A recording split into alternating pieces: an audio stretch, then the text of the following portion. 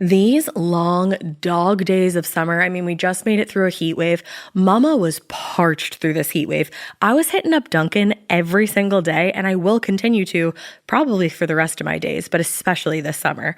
Dunkin' is helping everyone stay cool this summer with its lineup of refreshers.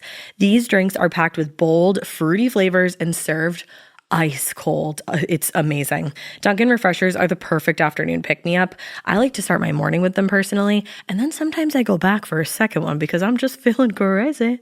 They come in a variety of delicious flavors, including fan favorites mango pineapple and strawberry dragon fruit. And then for a limited time, there's black cherry and there's pink pineapple. I'm going to tell you something right now, and it's a bold claim, let me tell you, but I stand behind it. Pink pineapple will change your life. It is so good. It has me feeling like I'm sitting in a pool, resort side, just living, honey. It's so yummy. Try your favorite flavor with green tea, sparkling water, lemonade, or Dunkin's all-new limeade. I haven't tried the limeade yet, but I'm going to. Usually I get my drinks made with green tea and occasionally lemonade, but I do really like the green tea. Or if you don't want to build your own, try one of Dunkin's curated refreshers like the Cherry Lime Ricky or the Ultimate Pink Daydream. The Cherry Lime Ricky, scrumptious. I could drink like 3 of these a day. They're so freaking yummy. Head to Dunkin' today and find your favorite refresher. Dunkin' refreshers contain less than 1% fruit juice. Limited time offer. You know what's really terrifying? That unfinished college degree lurking in the background, just sitting there waiting for you. That's where Southern New Hampshire University comes in. With flexible online degree programs, there's no commuting, no rigid schedule, and no more excuses. Plus, they have some of the lowest online tuition rates in the U.S. Visit snhu.edu/morbid to learn more before your degree becomes just another story about what could have been. Chilling crime cases are mysterious, but finding coverage shouldn't be. With the State Farm Personal Price Plan, you have options and can personalize your plan to help create an affordable price so you can get back to cracking all of life's bigger cases. Talk to a State Farm agent today to learn how you can choose to bundle and save with the Personal Price Plan. Like a good neighbor, State Farm is there. Head to statefarm.com to get a quote. Prices are based on rating plans that vary by state. Coverage options are selected by the customer. Availability, amount of discounts and savings, and eligibility vary by state. Hey, weirdos, I'm Ash. And I'm Elena. And this is Morbid.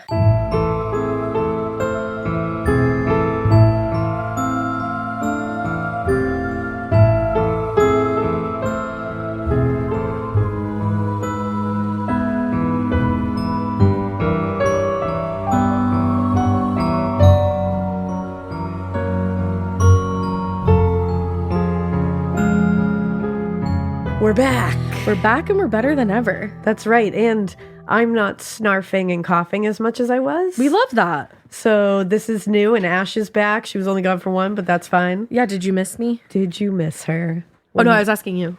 Oh, I did. Did you miss me? Of course. Good. But I had Caleb to talk about cryptids with. I know. That's why I asked if you missed me, because it's like hard when you like replace me with somebody so wonderful.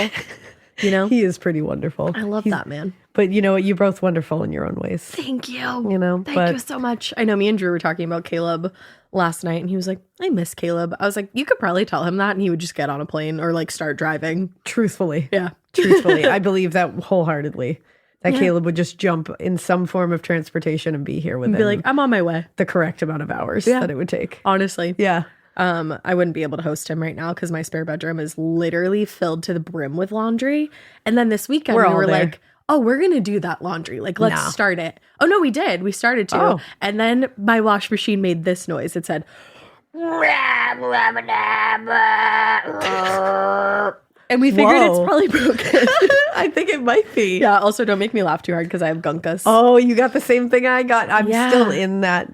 This is going to be pretty funny, actually, because if we make each other laugh, we're going to sound like we are actively dying. Yeah. So, I sound like I have a disease. yeah, like me too. If I laugh, I sound like I have like destroyed my lungs for years. Yeah, absolutely. You know? Yeah. Well, it kind of goes along with this story. I feel like you need to have like a hard way about you. Ooh, I like gunk that. in the throat, crazy chain smoker laugh. All right, cool. It just like fits for the story. You gotta be like Polly from Peaky Blinders. Okay, so it's funny that you just said Peaky Blinders.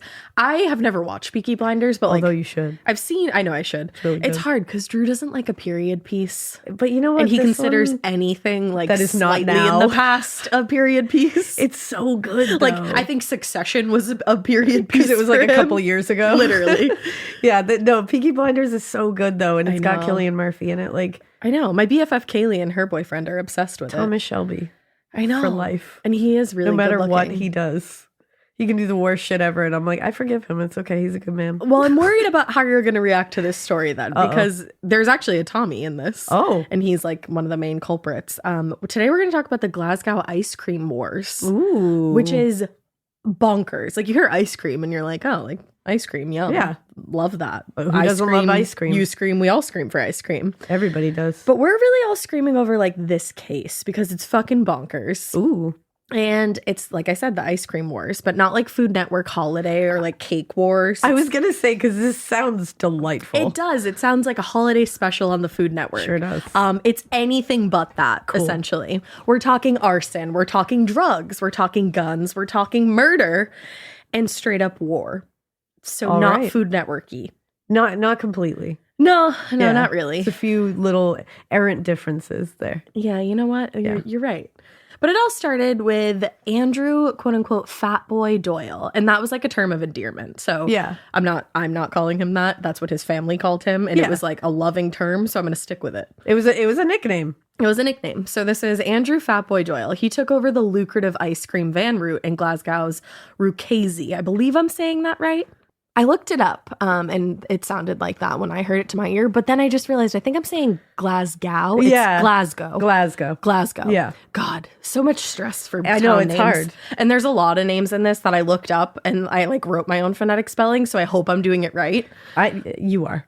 Just yell at me sure. if not. You will anyway. I'll yell at you. Not you. The internet will yell. No, the internet will yell at me. It's fine. Yeah, it's your Don't fault. worry about it. Exactly. Well, anyway, so he took over the lucrative ice cream van route in the Ruchazie housing estate in the early 1980s. He knew that he was kind of encroaching on the territory of established van drivers who were not going to let their routes go without a fight. Like many ice cream van drivers in the late 70s and 80s, Glasgow. Fuck. It's Glasgow. throwing me off.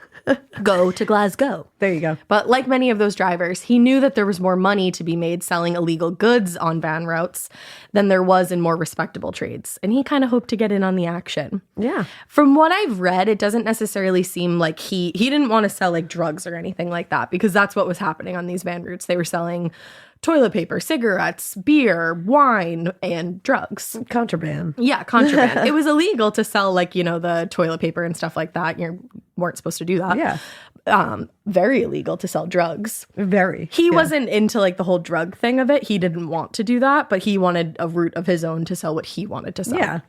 So his rivals, though, were not going to let their territory go without a fight. They were very intent on holding down their businesses. They didn't want to let newcomers in, and they would stop at absolutely fucking nothing to make that clear. They started attacking van drivers. They started attacking customers at certain points. Ooh. Now, this war, quote unquote war, would conclude in April of 1984. But it didn't end with like somebody waving a white flag and being like, this is so Truce, silly. guys. Why don't you have this route? I'll take this route. Yeah. Kumbaya, baby. No. It literally ended with a fiery blaze and with 6 members of the Doyle family being brutally murdered. Damn. All over an ice cream van Holy route. shit. Yeah. The Glasgow, I did that right. You did it right. Yeah, you got it. The Glasgow Ice Cream Wars and the murder of the Doyle family really obviously outraged the Scottish public, and they demanded that the authorities do whatever was necessary to bring an end to this whole gang war that kind of started. And at this point, it was just overrunning the streets. But the police, obviously wanting all this activity to end, they quickly arrested 6 men for the murders. And as we know, it's like never really good when there's a quick arrest. No. It's like sometimes you're like, Sometimes oh wow, it works out. But like, But I never really want to hear the word like quickly arrested. Yeah. Which sounds crazy. no, because I know what you mean though, because it's like whenever you hear that the public was in this outrage and everybody was freaking out and it's like there was all this pressure. Yeah. And then They just They quickly just got arrested this some guys. whole chunk of suspects that they know did it. It's like, I understand what might be happening here. Yeah, exactly. But I don't know. I don't know anything about this case, actually. So this is brand new to me. Neither did I. Well, 2 of those 6 men were sent to prison for life for the mass murders of the Doyle family. And after nearly 2 decades, though, information came to light that seriously casted doubt on the guilt of those men and the extent to which the Strathclyde police and potentially even the entire Scottish legal system were willing to go in order to make that problem go away. Damn. So it's kind of one of those things where they were feeling the pressure. It seems like, anyway, they were feeling the pressure and they needed to put some amount of people in prison. But let's head back to the 70s for the sake of the story. Let's do it. So throughout the 1970s, the Scottish government started clearing out what were known, it's not a nice thing to say, but what were known back then as the slums of Glasgow. And they were relocating the residents to newly constructed high-rise housing estates like the Ruchesi housing estate. Now, a lot of times the rents were kind of subsidized for low-income families, that whole deal.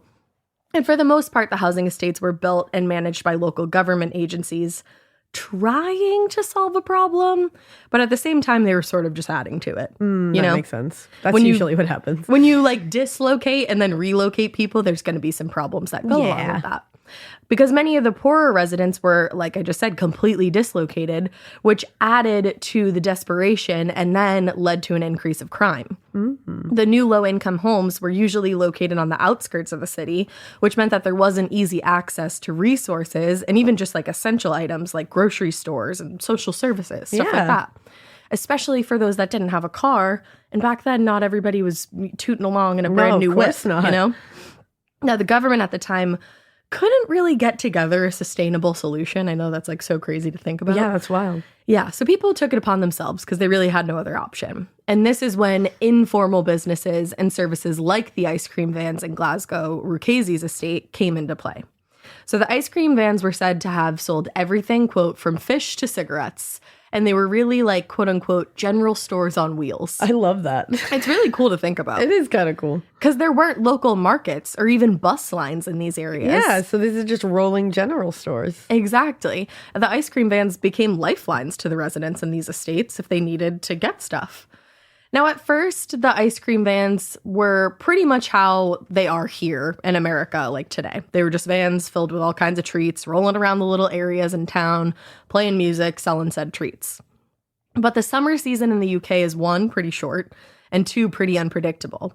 So when it wasn't chilly and rainy, people weren't necessarily looking for ice cream, but they were looking for snacks and daily use items, and from time to time, some drugs. Yeah, just time to. You know, think Uber Eats or DoorDash before it's time, but with less big business ties. There you go. The people driving these vans weren't going through background checks. They weren't having to, like, provide a license. No, nothing of like course that, not. really. You could pretty much just get a van, get into it, and start Sell your little ice cream. business. It was like a startup, yeah. After you got your van, you'd have to set up some kind of, like buying some kind of stock from a local distributor or a dealer, if that was part of your business model, and you were ready to go. But for those that couldn't afford to buy a van outright, they could actually lease a van either weekly or monthly. Oh, okay. There was like organizations where you could go to.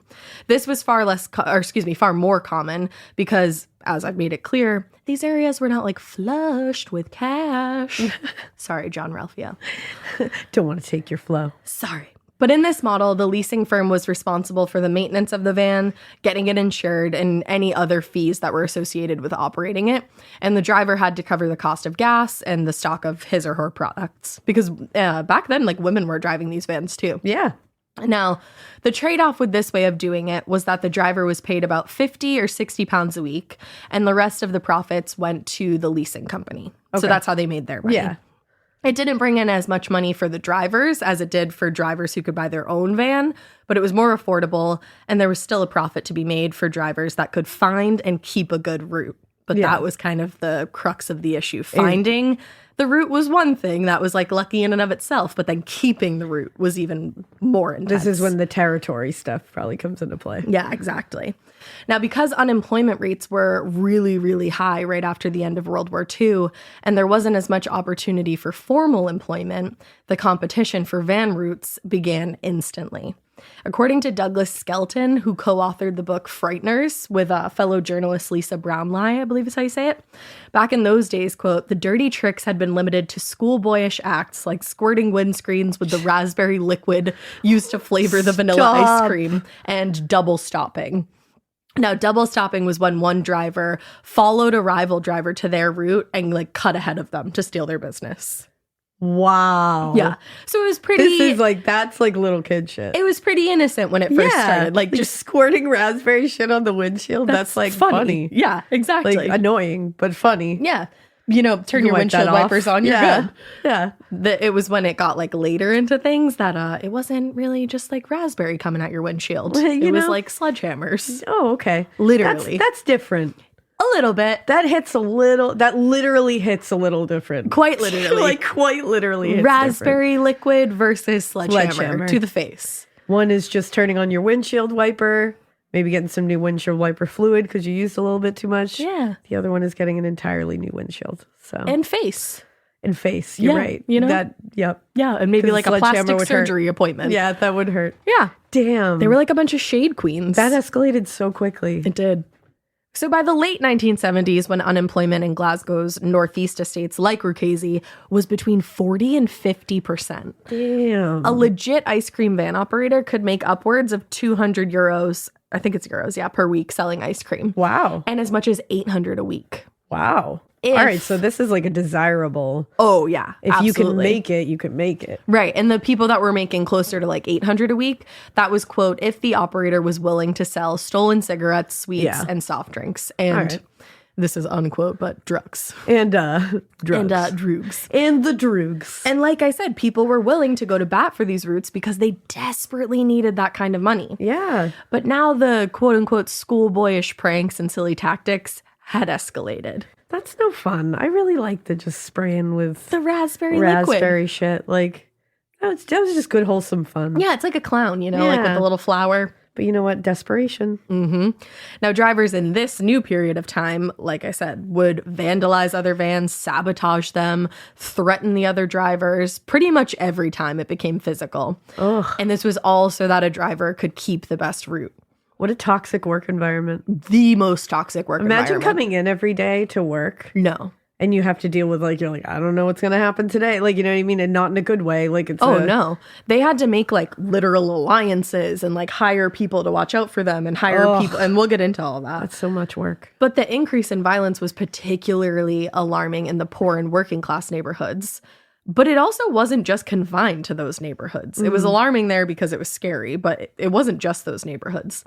In the early 1980s London, drivers were also engaging in a myriad of tactics to protect those more lucrative routes and also resorting to violence.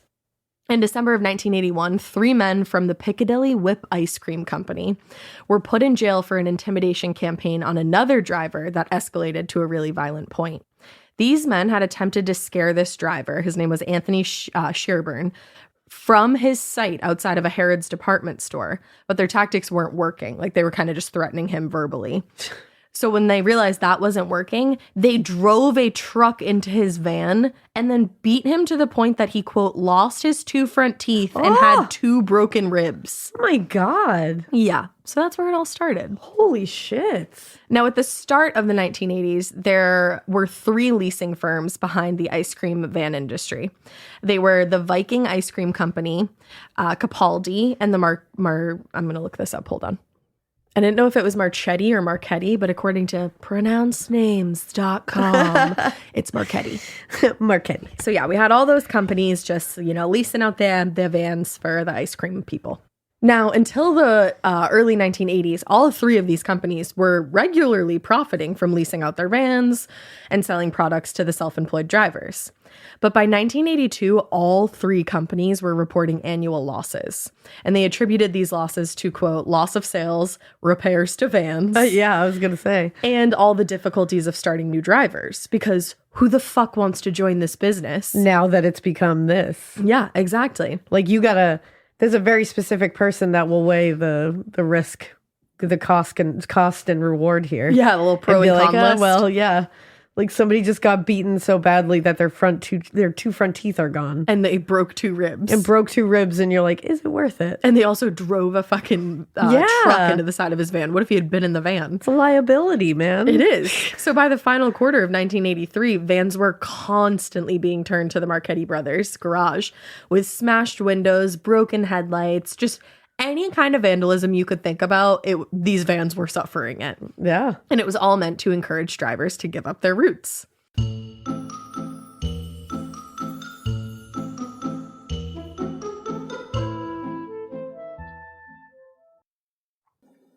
Getting paid twice a month doesn't mean money is scarce. It just feels that way. That feeling makes you do weird stuff, like putting things on a card you didn't need to. Earnin removes that feeling. With Earnin, you can access up to $150 per day of money you've already earned, plus up to $1,000 between paychecks. Standard transfers take 1 to 2 business days with no mandatory fees, and expedited transfers start at $3.99 and cap at $5.99. 5 million people are already on it, and honestly, it's wild it didn't exist sooner. Download Earnin on the App Store or Google Play, spelled like earning money without the G. Type in Morbid under podcast when you sign up. It'll really help the show. Earnin is a financial technology company, not a bank. Access limits are based on your earnings and risk factors. Standard cash outs take 1 to 2 business days with no mandatory fees. Expedited transfers available for a fee. Tips are voluntary and don't affect the service. Available in select states. Terms and restrictions apply. Visit earnin.com for full details.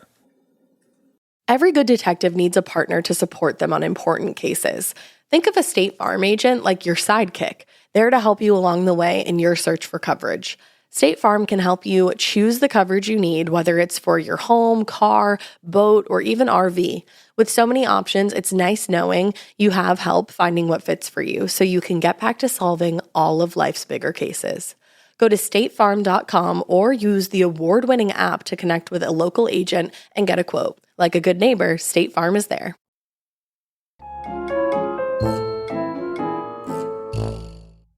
So now we really get into the beginning of the ice cream wars.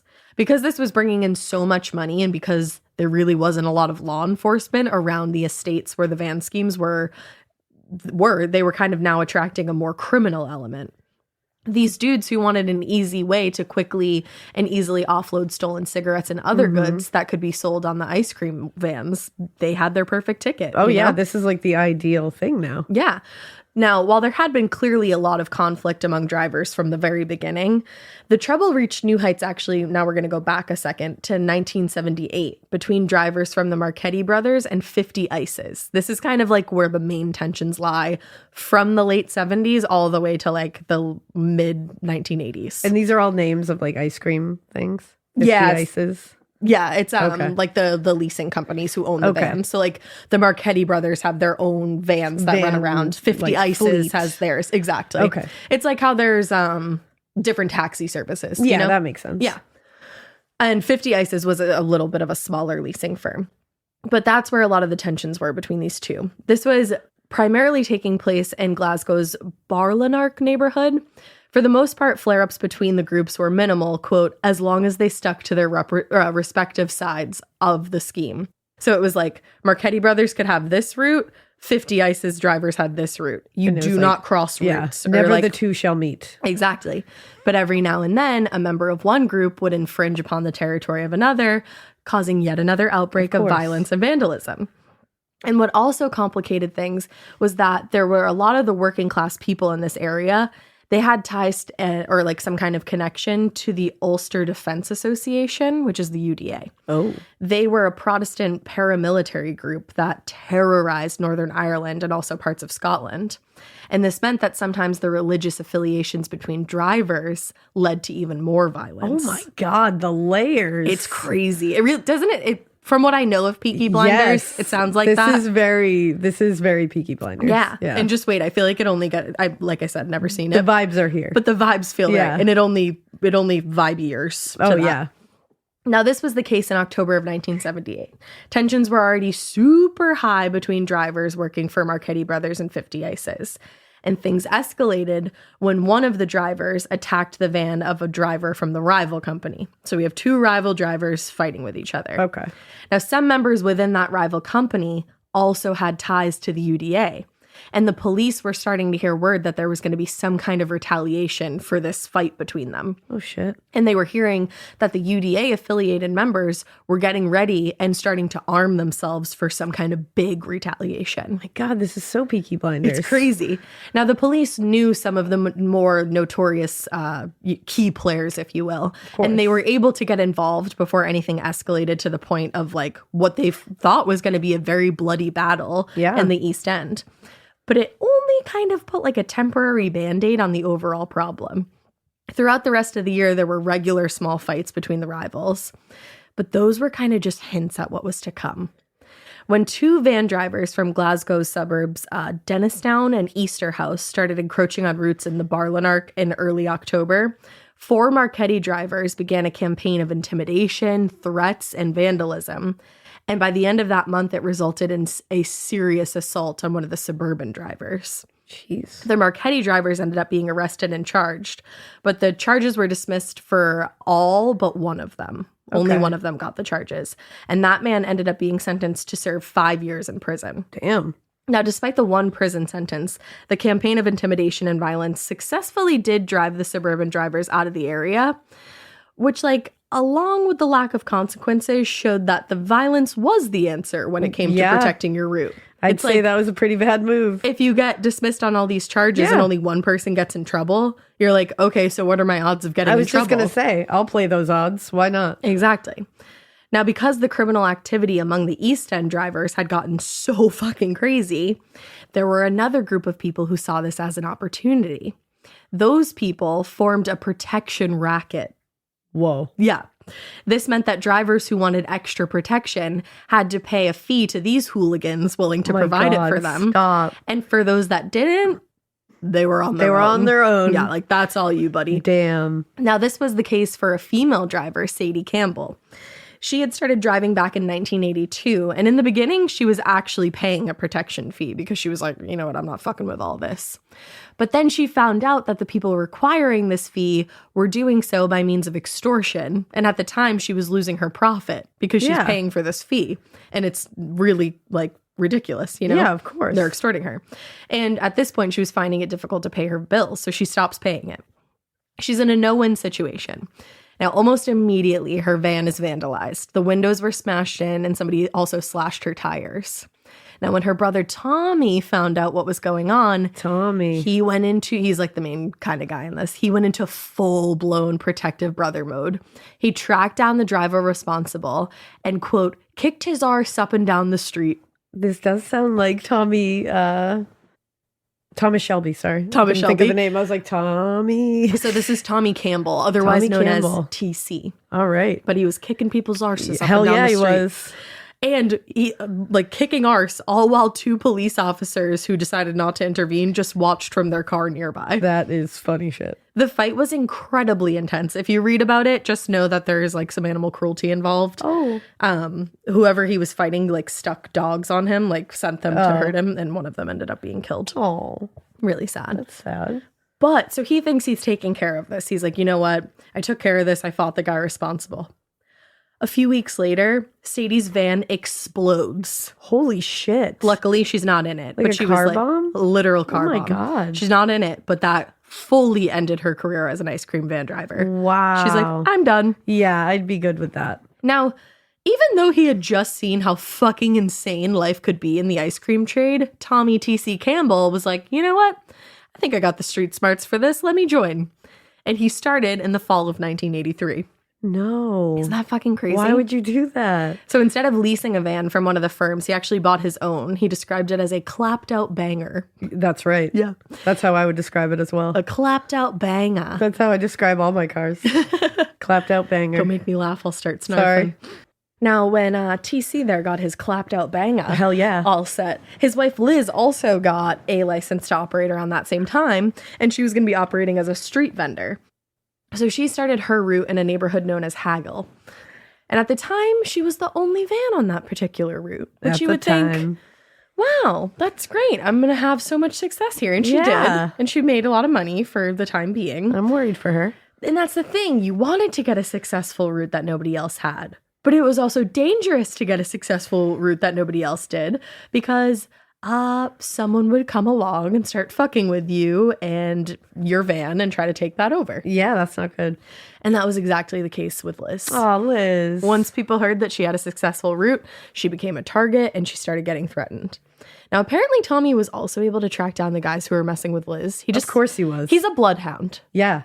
I think. You don't mess with the women in his life. You sure don't. Apparently. No, and this time he didn't even have to throw hands because he had a reputation. Oh. I mean, look what he had done with his little sis there. Yeah, he pretty much cemented that right there. Yeah, so he just kind of took care of it, and that was that. He just gives a stern face. Oh, yeah, he just like, and he everybody, growls. yeah, he just go, ooh. Yeah. Just gives a little eyeball, and everyone's like, oh. You can like smell him coming. You like close your doors, hide your wife, hide your kids. Oh, yeah. Yeah, I'm one of those. I keep picturing him as Thomas Shelby, and that would mean that he would just always smell, like he would always smell cigarettes coming. Because Thomas Shelby is a chain smoker. Ugh. They all are. Like Terrible. literally that entire show is just cigarettes. Like all the show. I wonder what they smoke. Like they must smoke something different, right? Yeah, they have to. I'm like, you would all be in dire straits if you were smoking that much. You know, it's funny that you said that. I was thinking that yesterday because I was watching Girls Next Door, obviously.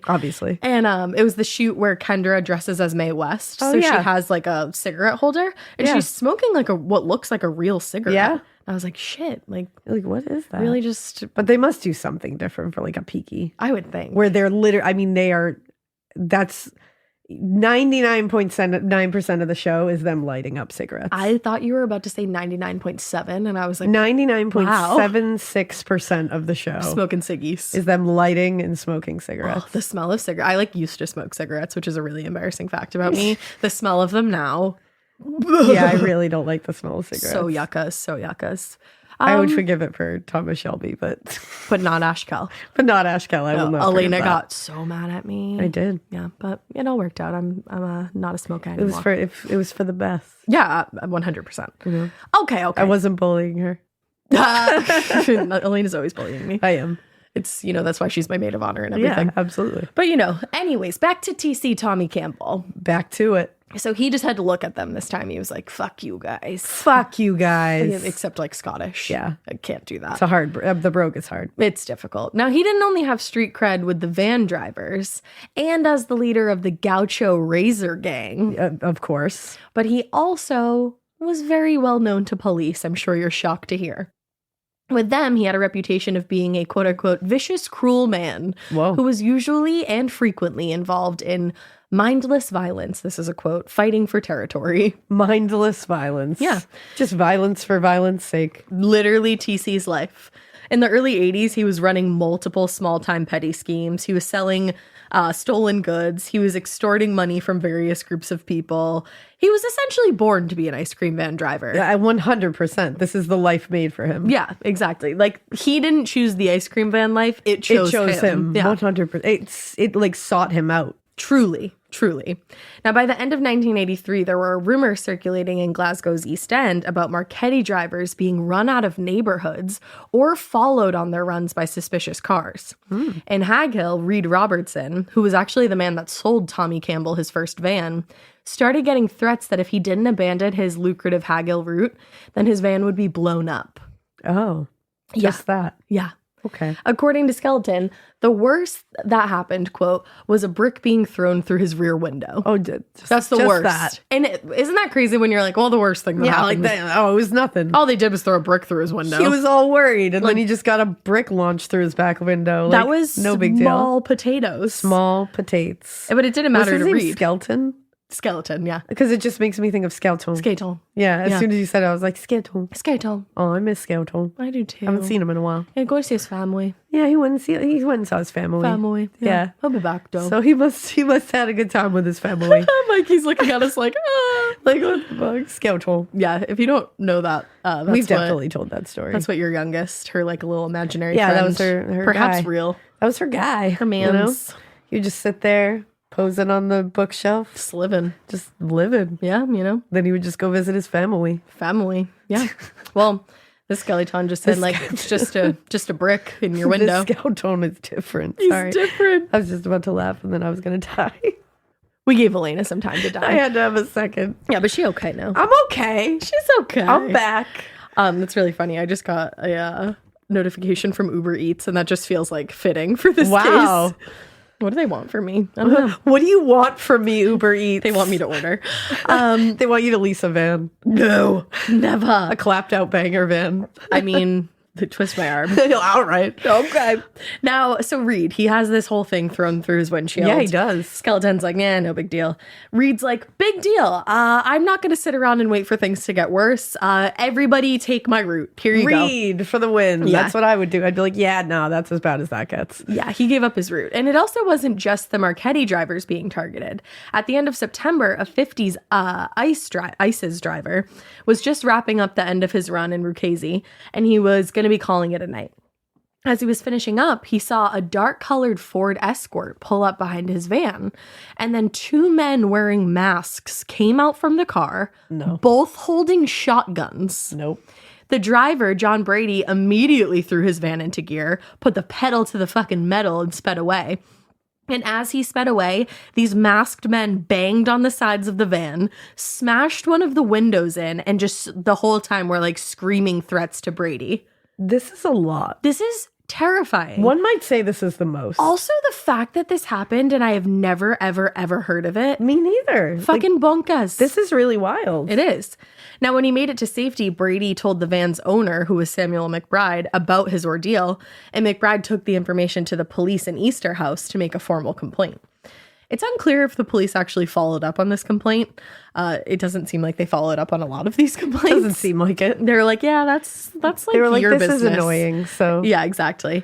But either way, McBride made the decision pretty quickly after all of this to sell that van to Tommy Campbell. Oh. And leave the ice cream business for good. And that's why that van was a clapped up banger. Yep. There you go. I was like, there you go. There you go. There you go. So, like, we've been in 1983 for a while. We And in have. 1983. The year of John. The year of John. What a year. And of escalation in the ice cream world. Same thing. And now, it wasn't just the... I see no difference. I don't really see any difference at all. That's what I said, right? Quit making John? yourself laugh. Now, it wasn't only the van drivers who were receiving threats of violence and actual harassment. It was anyone even associated with the business at all. This was the case in late October for Marchetti Brothers supervisor, James Mitchell. He just finished his shift and he left the Marchetti garage a little bit after midnight. Now, as he's driving home, a dark-colored sedan drives up behind him real fast with the high beams on. So he slows down. He assumes the car behind him wants to pass. But the other driver came up next to him and ends up keeping pace with him. Oh. Very, what's that fucking movie with Jared Leto that we watched it recently again? Oh, The Little Things. The Little Things, when he does that. Oh, so creepy. Yeah. So he keeps pace. He's just driving along right next to him for a few hundred feet. And then Mitchell notices somebody in the back seat roll down the window and point what he believed was a gun in his direction. No. So he banged a hard turn down the next street available, and the other car ended up speeding away. But had he not had a street available, he very well could have been shot. Yeah. I'd say so. From Hags Hill to Cartine to Rukazi, someone had their sights on taking over the ice cream van runs in Glasgow's East End, and they were doing it one neighborhood at a time. Also, if you see a dark-colored sedan in these neighborhoods, Run. get the fuck out of there. Run. There was dark-colored sedans everywhere. Yeah. I'm like, not a lot of people had access to cars. All of a sudden, they just find access All to of cars. a sudden, there's just dark-colored sedans like coming out of their ears. Yeah. Yeah. Seriously. They lurk in. They have so many. It's fucking crazy. In late October, drivers this is going to be an attempt. It's called Gartham Lock, I believe. Oh, I love that. It was a suburban neighborhood in a northeastern part of Glasgow. Gartham Lock. But drivers there had become so terrorized that Finally, the police intervened. Finally. It took this long. I just can't get over the name of that. That's all. I just keep thinking of like Wayne and Gartham Walk. Right? It's wild. I was Rock like, on. I'm trying. Party on, Wayne and Gartham Walk. Now, remember, this is 1983. At this point, this had been going on since 1978, and the police are just getting involved now. Yeah, I mean, like now at this point, they're like, maybe we should do something about this. They're like, you know what? This doesn't seem to be going away No. on its own, so like, I guess we'll attempt something. It's like an infection. They're like, it's weird. It seems like it's getting worse when we're not remedying it. It's insane. So the police added increased patrols, and they actually even put plainclothes officers in decoy vans in an effort to catch the main perpetrators of this whole thing. Now, the increased police presence, it definitely helped keep the violence and the intimidation to a minimum, but it also just chased the crime out of that specific neighborhood and into others that were less patrolled. On October 27th, 1983, 3 vans in Cartine were attacked in a span of just 2 hours. Jeez. One driver, efficient. what'd you say? Efficient. I know. And that's the thing. Like, it really was kind of organized crime. Yes, very much. You know? One driver told police he was working with his usual run at about 8:15 when, quote, 4 hooded men jumped out of a red Triumph and smashed the van using pickaxe handles and other weapons. Oh, Fucking crazy. okay. Now, the next morning, Marchetti's company secretary, who at the time was Archibald McDougall, Yeah, it was. Fucking rad. At the time and forever in our hearts. he received an anonymous call from a quote-unquote gruff individual. Yep. I would like to be I love described this. henceforth as a gruff individual Gruff individual. who told him, quote, I wish I could have a brogue for this, but I'll try to be gruff. Scottish brogues are just so hard. They are. And I love them. They're so like pure and close to my heart that I don't want to fuck with one. No, I know. Yeah. I know. I'm just going to be gruff.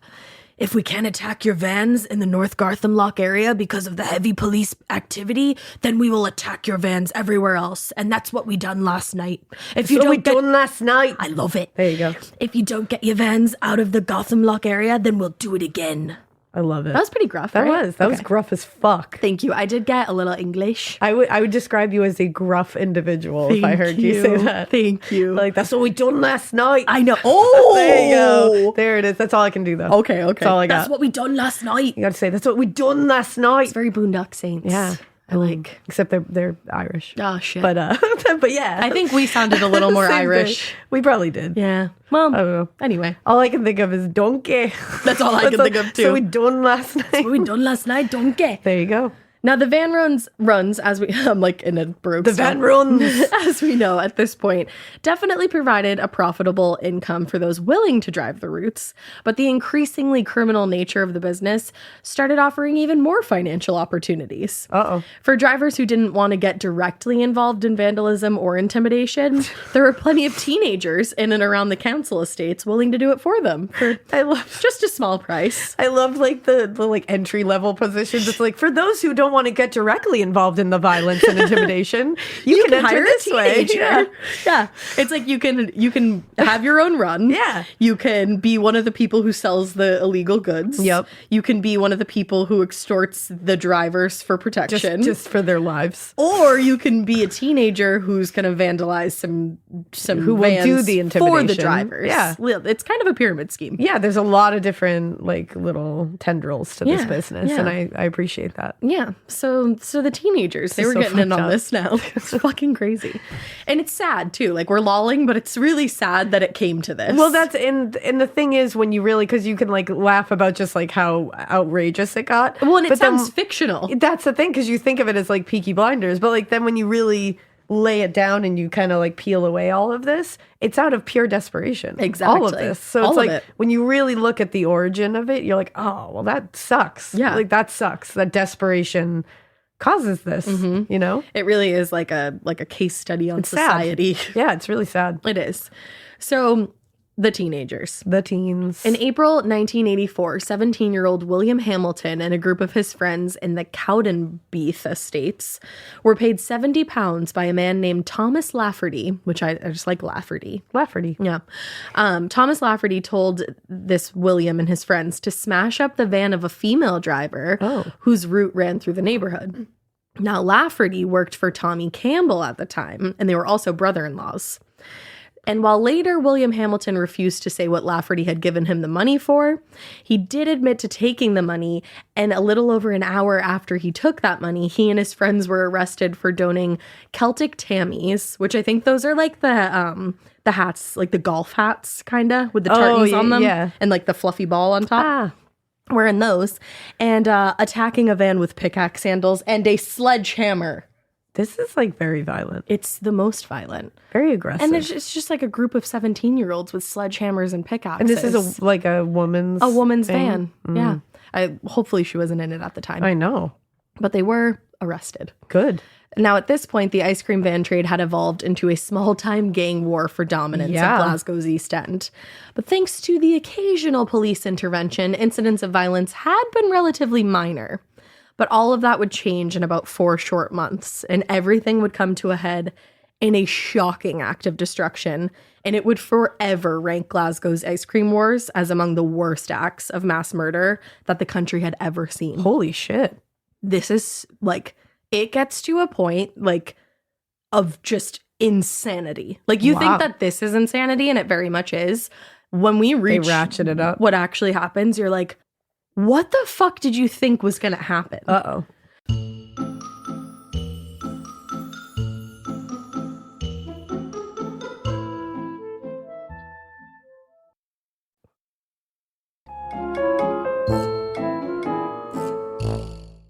So, back to Andrew. Andrew Fatboy Doyle. Our guy. Our guy. The efforts to run Marchetti vans out of the Gartham Lock area had been largely successful. And by November, there were only 2 Marchetti vans operating in the neighborhood. One of those was driven by James Mitchell Sr., who was the father of the Marchetti supervisor who was run off the road. Okay. And I lost my place a little bit. And the other driver was Mitchell's 16-year-old daughter, Irene. Oh, wow. Yeah. And that's the thing. Like I said, women were obviously driving too, but the young people were driving, like 16-year-olds. Yeah. If you had a license, you had an opportunity. Holy shit. Now, the obviously limited competition appealed to Tommy Campbell's sister, Agnes Lafferty, who was driving a van for 50 Ices at the time. According to her, the 2 Marchetti vans, quote, had a monopoly in the scheme and were charging the earth for their stuff. And she wanted to take advantage of the opportunity to bring some competition to the neighborhood. So she sees an opportunity here. Okay, Agnes. Now, when the Marchetti... Okay, Agnes. Okay, Agnes. I'm here with you, I guess. Yeah. I'm worried for you. Yeah. When the Marchetti's company secretary, our boy Archibald McDougall... Our boy of forever. Forever and always. Forever in our hearts. When he heard about Lafferty's decision to begin operating in Gartham Lock, he knew he would need to add additional drivers in order to lock Lafferty and 50 Ices out of the neighborhood. Damn. So they're all coming up with like schemes to get the other one out. Schemes. Now, other Marchetti drivers had expressed interest in this run, but the recent flurry of threats and vandalism were still fresh in Archibald's mind. Yeah. And he knew whoever he put on the route was going to have to be somebody who wasn't going to be easily intimidated. Yeah. And that is where Andrew Doyle comes in. Andrew Fatboy is the one that's not? Is not easily intimidated. 18 years old. Imagine that's your rep. Like they're like, we need someone who will not be intimidated. We pick you. I'd be like, oh my God. Okay. I would pick you. You would pick me? You're not easily intimidated at all. That is true. Yeah. You know that. That feels good. Yeah, no problem. That feels right. I'd pick you, fat boy. Yeah. I wouldn't do this though. No. This would intimidate me. I would not pick you for this particular thing. This. If it was like a different thing where I didn't want you to be intimidated, thanks. But I appreciate I would that. never send you into these streets. Yeah, I wouldn't do this. I would be intimidated as fuck. But Archibald did pick Andrew Doyle. He was like, he's a good choice. He called him and he offered him a van to operate rent-free. Whoa. Which was huge. Yeah. Like that's a massive opportunity in order to, quote, freeze out any competition from rival firms. This part of the show is brought to you by Anua, the Korean skincare brand known for scientific, gentle, yet effective formulations. The latest from Anua is the Retinol Collagen Gua Sha Cream, a firming cream with a gua sha-shaped tip built right in. Have you guys heard of gua sha? It's that viral massage tool that moves fluid and tension out of your face. Less puffiness, a snatched jawline, honey, more definition in your face. Retinol firms and reduces fine lines, and collagen keeps your skin plump and structured. This cream has both of those things, arguably the most optimal combo for that snatched, lifted look all in one step. I am obsessed with the gua sha cream. First of all, it feels so cool to the touch. When you put that on your face, it's just like, this is lovely. It's like a little spa treatment that you can give yourself. I like to do mine at night after I get out of the shower. I rub the cream on my face with the little gua sha. I'm sculpting that jawline, honey. I got it on the cheekbones. And actually, I had a facial the other day, and the lady doing my facial, the professional, she said, "Do you use a gua sha at home?" And I said, "I do." And I said, "How did you know that?" And she said, "I didn't have those little like bumps in my chin or like different areas like that." So she could tell that I was using the gua sha. And I said, "Oh my God." I just feel like I wake up less puffy in the morning when I do it the night before. But you can do it whenever you want to. I, 10 out of 10, recommend this product. The Anua Gua Sha Cream Value Set is available at anua.com, already discounted. Use code MORBID for an extra 10% off. That's ANUA.com, code MORBID. The Sherwin-Williams summer sale is here. Get 30% off select paints and stains or 35% off their newest product, Emerald Symmetry, July 17th through the 27th. Whether you're looking to refresh your interior or your exterior, they've got the colors to bring your vision to life. And with delivery, getting everything to your door is easier than ever. Shop online or visit your neighborhood Sherwin-Williams store. Retail sales only. Some exclusions apply. See store for details. Delivery available on qualifying orders. Now, like we just said, this is a big deal. It wasn't like people were just throwing free vans at people who needed money left and right. No. And at the time, Andrew Doyle likely thought this was a great opportunity. His family lived in like the newer housing estates. There was a lot of them living in one little apartment. Like this was a huge opportunity. Yeah, absolutely. He had grown up in a large, well-known family, and they were a really liked family. They grew up in Ruchasy. He was over 6 feet tall with a, quote, big, bulky build. And that's why his friends and family had taken to calling him Fat Boy. It was a term of endearment. Yeah. When McDougall approached him with an offer to drive for Marchetti, Andrew at the time was actually working as a part-time bouncer at a local bar and sharing an apartment with his family in that Ruchasy estate. He, obviously being a bouncer, was no stranger to violence, and he also wasn't really somebody to shy away from a fight if one came his way. But at the same time, most accounts say that he was very nice, very reliable, just a good dude. Yeah, you just didn't fuck with him. Yeah, exactly. Even Tommy Campbell, Doyle's competition for van runs, described him as a, quote, nice big boy. He wasn't a troublemaker and he wasn't any sort of threat to anyone. Wow. Yeah. Now, McDougall instructed Doyle to run the same route as Tommy's sister Agnes, staying either in front of or behind her the entire time. Wow. So they're trying to intimidate her off this route. Yeah. Andrew starts driving in November, and it didn't take long for the intimidation and threats to begin. One night in November, he was actually at home, not by himself, but at home, like you think you're safe there. Yeah. Watching, you would think. Watching television with his brother Stephen, and they hear a car outside. So Andrew looks out the window and he recognizes the driver. So he leaves the apartment and he goes out to talk to the man. But he doesn't get any further than the stairs, and he's attacked from behind. Whoa. Yeah. The man knocked Andrew to the ground, and then he and 4 other men proceeded to kick and punch him for several minutes. Oh my God. The attack was the first of a string of what they called back then frighteners, which were intimidation tactics used to deter the Marchetti driver from continuing his Gartham Lock run. Damn. Yeah. Now, a neighbor testified in court later that she had seen the fight outside the apartment and actually identified Tommy Campbell, Thomas Gray, Gary Moore, and Joe Steele as the attackers. Andrew actually didn't report the attack to the police, but when he informed his supervisor about it, McDougall, he called the Easter House Police and did report the attack. The Easter House Police went to look for Andrew to kind of take a statement from him. Yeah. And they ended up having a hard time finding him along his route. And when they did eventually track him down, he was like, no, I'm not talking about that. No, I'm good. He's like, nope. And he basically just told them it had nothing to do with them and to mind their own business. Wow.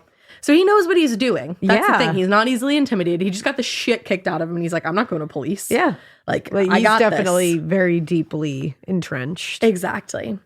So the attacks continued through the rest of the year, with Marchetti and 50 Ice's vans taking heavy damage from rocks, bricks, hammers, you name it. Just before Christmas, Tony Capuano, a driver for Agnes Lafferty, was on his way home after finishing his shift when 4 men in a, quote, wee red Fiesta. A wee red Fiesta. Pulled out, and you would think that's not that scary. No. But they pull out in front of him and they throw a mallet through his windshield.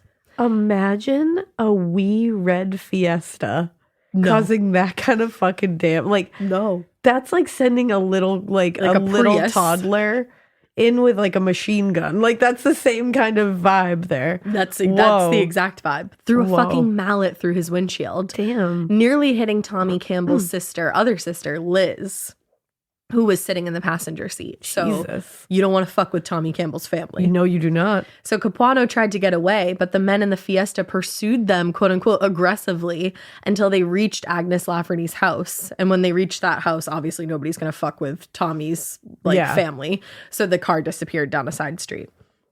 Now, a month later, near the end of January, Irene Mitchell's van was parked in the Gartham Lock when she spotted William Hamilton, that guy from earlier, and a small group of boys headed her way. The Mitchells had run-ins with Hamilton a few times before. I was talking about one earlier. And usually this was at the urging of Thomas Lafferty. So she started the engine and started to pull away, and a hammer came flying through her back window. What is with like hammers, sledgehammers, mallets? Like that's like very, that's like brutality. Like, you know what I mean? Like this is so different the way this is being handled. Yeah, you're just throwing hammers like through throwing people's like hammers windshields. and mallets and shit at people. Like that's just so down and dirty. This whole kind of thing shit. is so You down know, and dirty. it's so down and dirty. It really is. And that causes so much damage. Like you are throwing something to cause like maximum damage. And like potentially death. Exactly. You get hit in the back of the head with a You fucking can crack mallet. a skull easy. Easy. And with like the force that it takes to continue like crazy. Ripping through the air. Like that's insane. It is. So as the attacks increased in both frequency and intensity, so did the violence and threats from both sides. Rumors started circulating about one driver threatening to kill the other. But up until this point, everybody just kind of thought that was drunk shit talking. Yeah. Like everybody's, oh, I'm going to kill him. I'm going to kill her. Yeah. But that all changed one night in February when somebody fired a shotgun at Andrew Doyle's van while he was parked on a street in Garthamlaw. Holy shit. He later did tell the police, I was parked outside of Balvenie Street. I went to pick up some bottles which had fallen over. I heard a bang and then saw a hole the size of a football in the windscreen. Jesus. So had he been in that van, he absolutely would have been killed. 100%.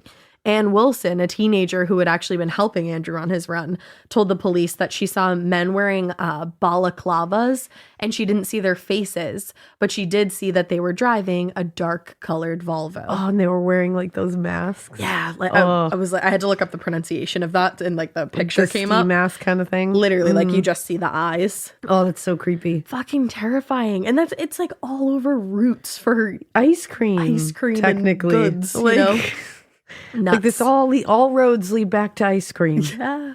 That's I know wild. you're never gonna eat ice cream the same after this. Yeah, I'm even still though gonna eat it though. they were barely even selling ice cream. I was gonna say, honestly, at the end of this, like ice cream is a very loose term when it comes to what this is. Yeah, precisely. So the day after the shooting, Andrew flagged down a patrol officer to report that 4 men in a Ford Transit van had been following him that day around Gartham Lock all afternoon. Now, a few weeks later, on March 18th, 2 men in a Ford Transit van threw a brick through the back of his van, the back windshield. Stuff. Now, despite the escalation of the attacks and the stress that these attacks were probably causing Andrew, he refused to give up his route. And he rarely reported the attacks to anybody. He just kind of wanted to handle things his own way. Wow. Now, a few months later, his brother Stephen told a jury of an incident in late February in which, quote, Andy was in the house and Anthony asked him about the business of being shot at. Yeah. Andy told him not to say anything and just leave it. He obviously did not want to talk about it. My mother asked him what it was about as well, but he wouldn't say. Andy was just like that. So he's like literally just, he's like, don't worry about it. Like, I've got it under control. Yeah. Now, Andrew was only slightly more cooperative when it came to the local police, telling them he didn't really know of any reason why somebody would want to shoot him. Yeah. In fact, he told them all of the trouble that started only recently when, quote, the 50s ISIS van came into the area, the one with Wait for Agnes on the side. Now, it seemed to the police that Andrew interpreted the escalating gang war as kind of just little fights between businesses. And even though he had already been physically assaulted himself, he never thought that he was personally in any real danger. Yeah. Whether this was really how he felt or just an act, tensions were running particularly high by February of 1984, and it seemed that the violence was only going to escalate from here. On February 1st, a supervisor with the Marchetti brothers, he arrived at the garage in the morning to find that at some point in the night, somebody had broken into the building and tried to start a fire with a crude gas bomb. Damn. So at this point, we are what is the word? Intensifying or whatever. This is fire. Escalating to Thank you. I couldn't think of the word either. I was like, I'm going to talk until it comes to me. Yeah. And it just went whoop. I was trying that too. Yeah. Sometimes it works. Sometimes it doesn't. Yeah. But escalating to arson. Yeah. Straight up flames. Crazy. So the petrol in a bottle approach wasn't effective at setting the garage on fire, but the arsonist did succeed in destroying one of the vans. One of the vans did catch fire. Damn. Now, when the attempted arson was discovered to have failed later that day, the arsonist actually returned the next early morning hours of the next day and tried to burn the building again. This time they dumped gasoline through a hole in the ceiling, but the flames were immediately spotted by patrol officers in the area, and it was able to be extinguished by the police department. Wow. But now we're trying to literally blow up businesses. Yeah. Like, not just, trying to blow up a van in and of itself is pretty fucking terrifying. But now you're trying to destroy entire buildings. a whole building. Yeah. Crazy. This is one of those things where it's like, does everyone see where this is going? Oh, yeah. The Does writing anyone was want on to the step wall. in and be like, this is going to get so much worse? That's the thing. Like, the writing was very much on the wall Yeah. with this. First of all, the fact that when the fire wasn't successful, they came back. Yeah, it's like, come on. Like, these people are intent on Yeah. destroying what they want to destroy. And it's only going to get worse. And it only did. Oh. The night of April 16th, 1984, there was a full house at the Doyles' apartment in Ruchasey. Andrew Doyle's parents, James and Lillian Doyle, were home, as well as himself and his siblings, Daniel, Stephen, and Anthony. They also had 3 guests staying with them. Their other son, James Jr., their daughter, Christine Halloran, and Christine's 18-month-old son, Mark. Oh, no. Now, a little before midnight, Lillian Doyle said goodnight to her husband and her sons, James Jr. and Anthony, and then she went to bed for the evening. At some point in the hour that followed, the rest of the Doyle family members also went to bed, and the house was dark. Now, at some point between 1 and 2 a.m., somebody climbed the stairs to the Doyle apartment and poured gasoline on the door next to their front door. This door was used to access an old coal cellar, and then they tossed a match at the door, and the old dry wood immediately ignited. Oh, my God. And these are like housing, like Yeah. little apartments. Like, they are going to catch There's fire an 18-month-old in quickly. there. Yeah. Oh. So Lillian Doyle, Andrew's mom, woke up to the sound of her daughter screaming in the night, and she woke up to see what she was screaming about. Now, Christine's baby actually had been sick with a cold in the last couple of days, so she kind of thought, oh, she just needs help with the baby. So she opens the bedroom into the hallway, and she's overwhelmed by thick black smoke and scorching heat that immediately forced her to close the door and stay back in the bedroom. She's fucking terrified. So she goes to the window and she threw it open. Maybe for like fresh air, because she had just basically like I was going to say, like, whole walked into a fire, essentially. Exactly. Or for a potential escape. By then, the neighbors had already begun to gather outside 40 feet below. My God. And they were shouting, telling her that the fire brigade was on its way. Now, a short distance away, another crowd had gathered, and this one had gathered around 22-year-old Stephen Doyle. Like his mom, he had been woken up by the commotion, and he got up to investigate, and when he opened his bedroom door, he was also pushed back inside by the smoke and the searing heat of the fire. So in a panic, he ran to the window, didn't think too much, just punched through the glass, cut his hand and arm in the process. He breathed a deep lungful of fresh air, went back to the door, and tried to make his way into the hallway to help any family members that he could. But he only made it a few steps before he had to go back into the bedroom. But he was able to grab Dixie, the family dog, before once again closing the door. He literally had no other option at this point. So he went to the window, sat on the ledge for a minute, and jumped 3 stories to the ground below. Holy shit. Badly injuring himself in the process, but he saved him and Dixie's lives. So local firefighters received the call about the fire at the Doyle residence a little before 2:30 in the morning, and they responded immediately.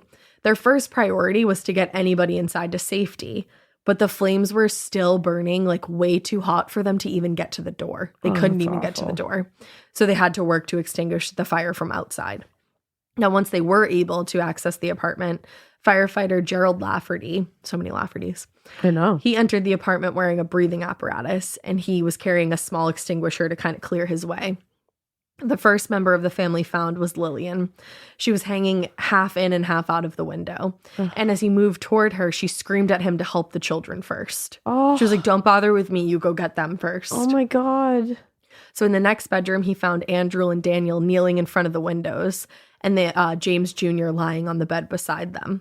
Whether out of confusion or just a desire not to abandon their brother, they both refused to leave, and they actually had to be dragged from the apartment by firefighters. Oh my God. If you Google it, there's a picture of Andrew Doyle being taken out of the apartment by the firefighters, and he just looks like in a daze, obviously. Oh my God. So when Lafferty reached the third bedroom, he discovered James Sr. lying on the floor next to his daughter's bed. This is really, really, really sad. Christine was still in bed, and she seemed to be using her body to shield the baby from harm. Like, she laid on top of the baby. She was severely burned. There were no signs that she was conscious, but baby Mark appeared to be breathing. Holy shit. So the firefighters removed mother and child from the apartment, and they attempted to perform CPR on Christine, but she was gone. Oh my God, that's so sad. 25 years old. Holy shit. 14-year-old Anthony was the last one of the Doyle family to be found. He'd actually been sleeping on the couch in the living room, so he was the most vulnerable one to the flames. He was badly burned across most of his body, and like his father and brother James, he was laid outside while the emergency responders used a resuscitator to keep him alive. Oh my God. Now, the extent of the damage to the Doyles' lives and property was massive and shocking. Christine died at the scene. Anthony died on the way to the hospital. Baby Mark unfortunately died the following afternoon. No. He was transferred to the ICU at the Sick Children's Hospital in York Hill, but it was just too much for his body. Oh my God. James Sr. and James Jr. were both placed in the infirmary burns unit for extensive injuries and listed in critical condition. Oh my God. Daniel and Andrew were also placed in the burns unit, and their situations were considered serious. Stephen had suffered serious back injuries and shattered his left leg when he jumped from that window. He had to get multiple pins in his leg, among various other treatments. Lillian was treated for smoke inhalation and shock, actually, but was actually discharged later that day. So she survived. Several of the Doyles' neighbors, including those who'd attempted to rescue the family, were also treated for smoke inhalation. And these are all innocent people. Yeah. You know, like these are innocent people. I mean, that have Andrew nothing to Doyle do with this was shit. just running a fucking van route. That's it. He was hired to do this. And everybody was intimidating him, and he was just going about his business. And the saddest thing, I think, is that he was sought out to do this. He didn't even apply for this job. Like, he was sought out. And it's like, this is his family. They didn't have anything. Like, an 18-month-old doesn't have anything to do with this bullshit ice cream war. And they weren't even supposed to be there that night. That like, they just sucks. happened to be there. Yeah. So his father, Andrew's father, his brother, James Jr., died the following day from his burns and smoke inhalation. And within a week, his father, James Sr., and Andrew Doyle also died. The former of bronchopneumonia and severe burns, and the latter, Andrew, of bronchopneumonia and lung damage from inhaling toxic gases during the fire. So literally almost this entire family gone. That's awful.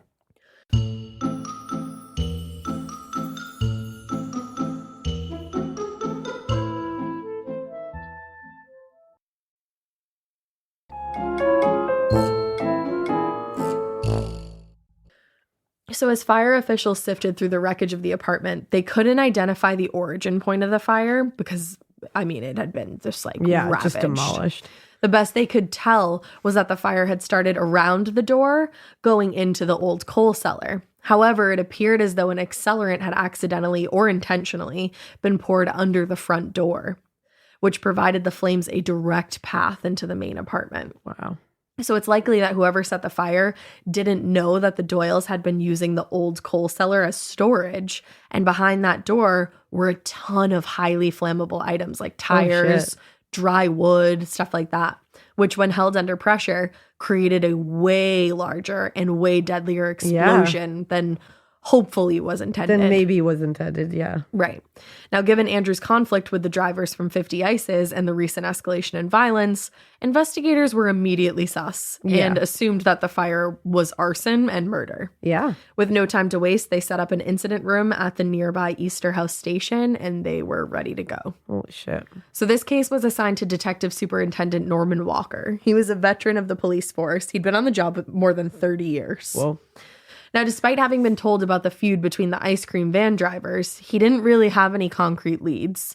He didn't really have any evidence because everything was burned in the fire. So he was just didn't really have much to go on. He's just going off of what people are saying. Yeah, so he's going door to door in Ruchesi.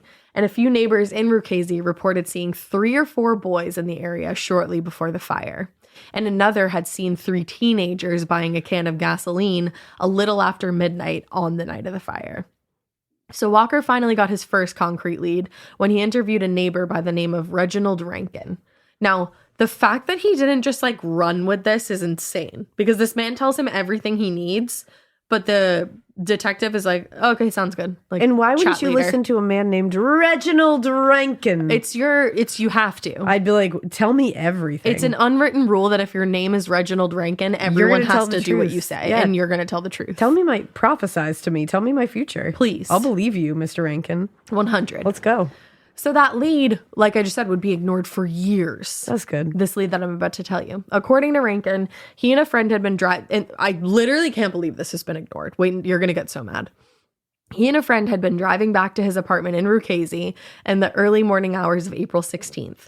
And he said as he turned the corner into the apartment complex, he was hit on the front corner of his car by a red Ford Escort, seemingly racing away from the estate. That's pretty damning. Only gets worse. He described the other driver as a man in his late 20s, early 30s with, quote, fair streaked shoulder length hair, of a slim build and wearing blue denims, a denim jacket, and a yellowish t-shirt. Rankin also told the interviewing officers that the man was short, about 5'6", and had a scar on his cheek, quote, just to the right of his nose. Literally gives him everything. This is a really detailed description. Now, when Rankin got out of the car to confront the driver who had just hit him, 2 other men got out of the car, and all 3 of them ran off and just left the car. Okay, guys. So he checks inside the car. He's like, what the fuck is going on here? And notices a gas can in the back seat along with a strong smell of gas. We're just ignoring this? Now, he didn't report the incident initially or the accident because he didn't have a license or insurance. And he was like, you know what? I think we're just going to let this go. I'm going to re-up that and then I'll let them know. He didn't know about the fire yet either. Yeah. But he came forward once he knew of the fire and the deaths of the Doyle family. So after telling this story to the officers who were literally going door to door for leads, he expected to hear from them sooner or later. Yeah. No one ever contacted him to follow this up. Guys.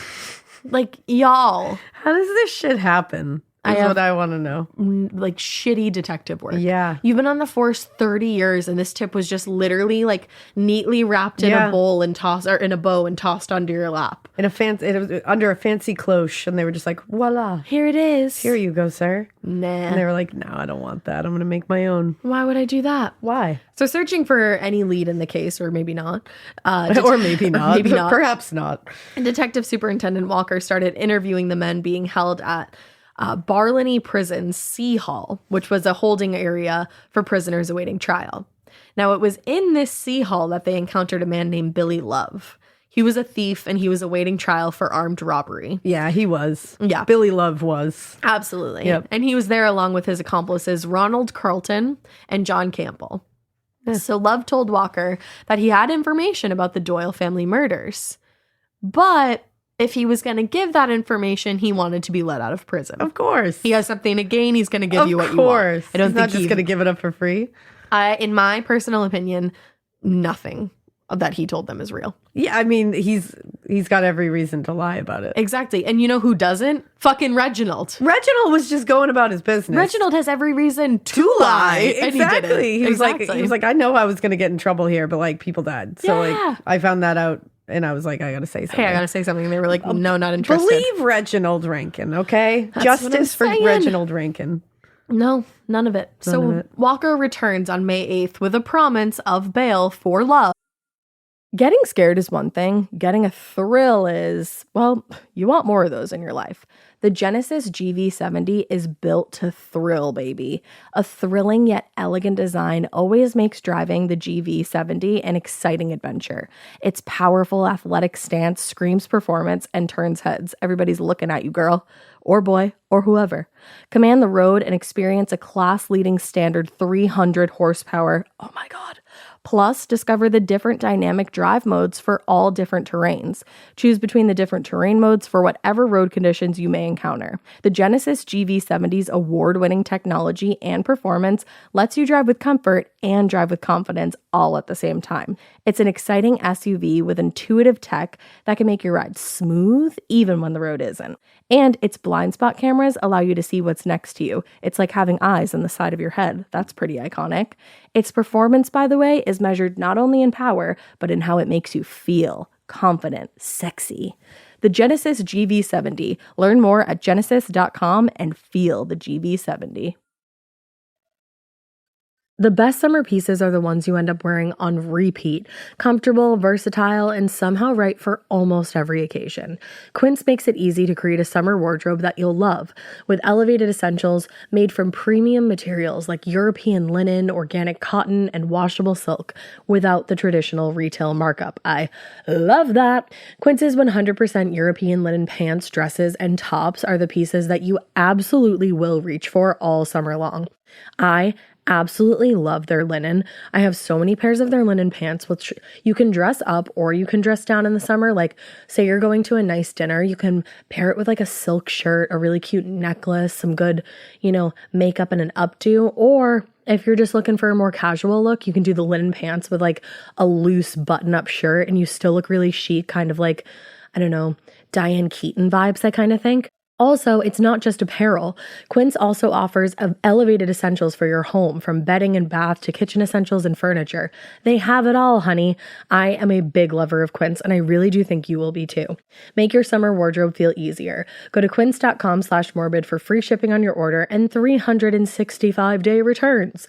Now available in Canada too. That's QUINCE.com/morbid for free shipping and 365-day returns. Quince.com/morbid. And Love gives a short version of this story that he says he has. We're going with the criminal instead of the random witness. Okay. Yep. So according to Billy Love, he had been the driver of the red Volvo spotted on the night of Andrew Doyle's van, the night that it had been shot up. He claimed that it was his accomplice, Thomas Tamby Gray, who pulled the trigger.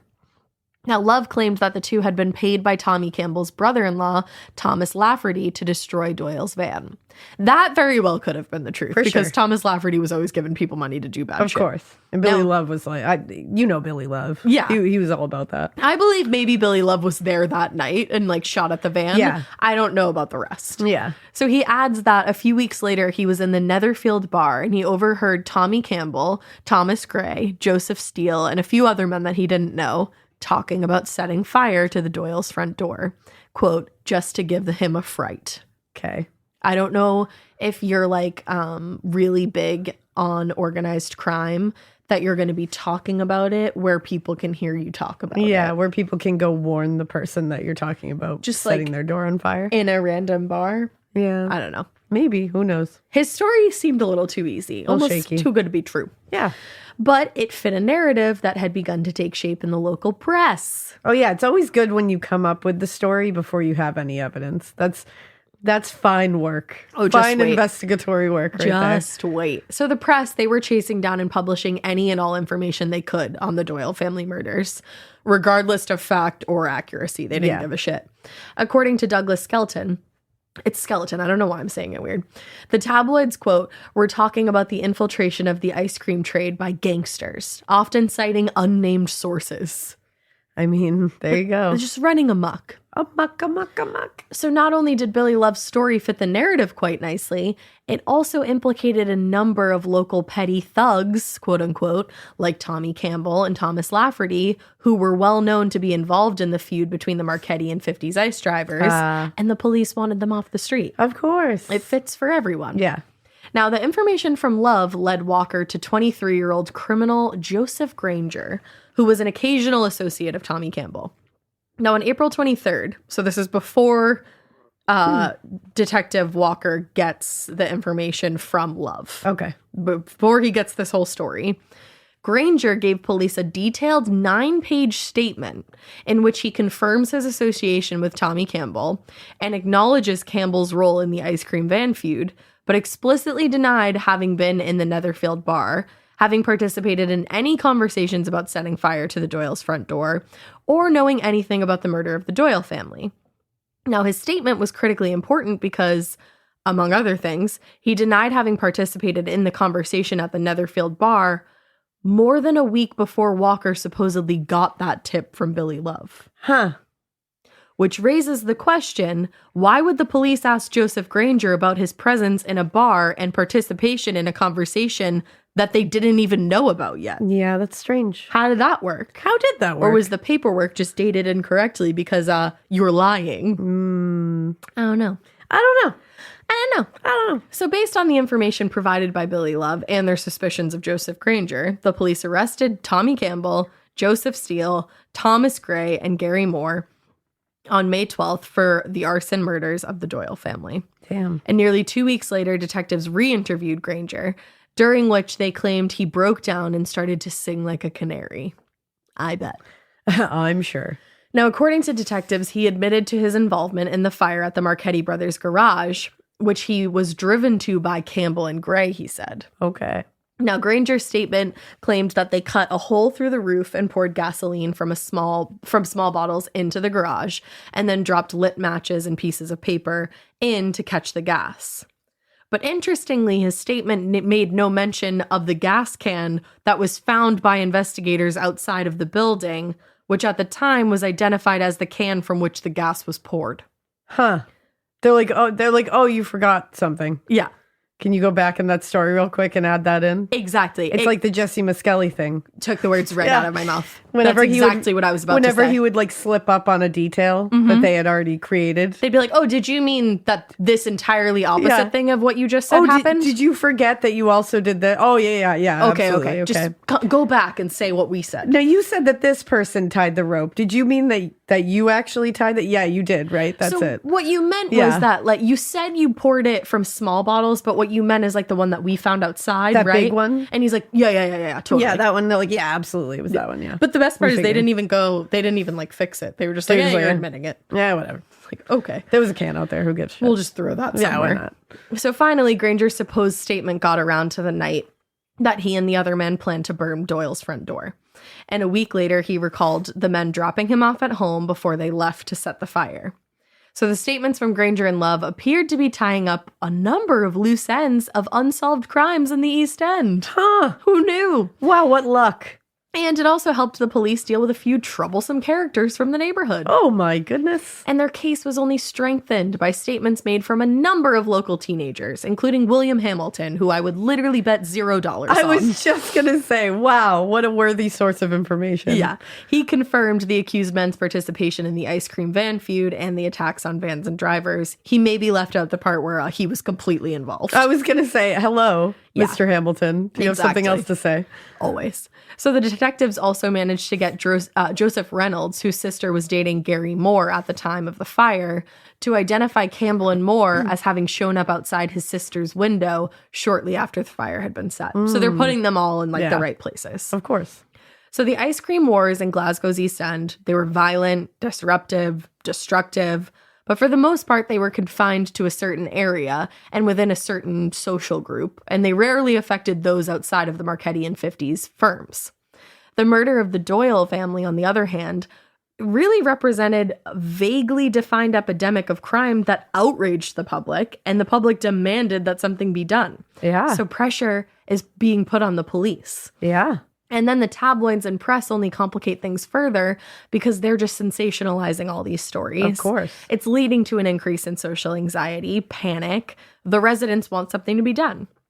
But in reality, This was a feud between petty criminals that played out in a poor area of the city, and people outside of the East End rarely ever thought of this area or visited it. That's so wild. Yeah, when it's you like think about such an isolated area. But it sounds like this is just so massive and so everywhere and leaching into every part of everything. Yeah. But when you really think about it, I'm sure there were most people around that were like, what? Yeah, I know nothing like about it didn't that. affect them. That's confined there, and like we don't. Yeah, like we don't talk deal with about that. Yeah, Like, that's not for us. Wow. It's a class thing. Yeah. And it's fucked that other people didn't want to get involved, Yeah. you know? Like, and stop it, not get involved and continue it. Let's get involved. Let's do sounds this. like fun. So in the wake of the fire, though, the feud between petty criminals was blown way out of proportion and dramatized. I don't even think, is that how you say that? Dramatized. Yeah, I like it. Dramatized. I think it's dramatized. I think it is dramatized. Dramatized as though it were a complicated mafia conspiracy. But under these circumstances, the arrest of Campbell and his supposed accomplices served not only to neatly close this high-profile case, but also as a demonstration of supposed action from law enforcement to address the growing crime wave. Yeah. Now, between the negative public sentiment and basically like hysteria tabloid reporting, there was little chance of anybody getting a fair trial when the case finally made its way to court, and that was on September 3rd, 1984. Tommy Campbell, Joseph Steele, Thomas Gray, and Gary Moore, all of them had maintained their innocence since their arrests. But in a case involving the murder of a family, which also included a baby, it's really unlikely that anybody gave a shit about what they were saying. No. Now, also charged at the same time were George Reed, because Tommy Campbell had purchased his first van from him. Oh, yeah. And John Campbell. Those charges actually would be dismissed not long after the trial started, but it's worth mentioning that they were players in the beginning of this. Now, in total, there were 16 charges, ranging from intent to intimidate and disorderly conduct to arson and murder. The trial was 6 weeks long, and the Crown's lead prosecutor, Michael Bruce, painted a picture of basically a mafia-style campaign of intimidation against Andrew Doyle and all the other Marchetti drivers, which was led by Tommy Campbell. Mm-hmm. He's the frontman. Now, through the testimony from literally hundreds of witnesses, Bruce presented a condensed timeline that started with Agnes Lafferty and Andrew Doyle's beginning the fucking autocorrect. Hold on. Gartham Lock run. The Gartham Lock. In the fall of 1983. It set off a pattern escalating violence against Marchetti drivers, but Doyle in particular, which then led to the murder of those 6 members of his family on April 16th, 1984. So on paper, the case against all these men definitely seemed like a slam dunk. Yeah. Thanks to the press, the public had already formed opinions of all these guys and their guilt or their innocence. Guilt. So all Bruce really had to do was reinforce what they thought they already knew, support the narrative with evidence and statements to the police. But the problem was that a lot of the prosecution's case was built on criminals and other unsavory characters making accusations and claims against other criminals and unsavory characters. That's the thing. It's he said, she said. Yeah. For instance, during an interview with detectives, Agnes Lafferty's daughter Carol told Carol. I just said Carol. Carol. Her name was Carol. She told the police that she had seen Joe Steele, quote, carrying a big gun about 2 feet long in the days before Andrew Doyle's van was shot up. Now, she said that like before the trial started. Mm-hmm.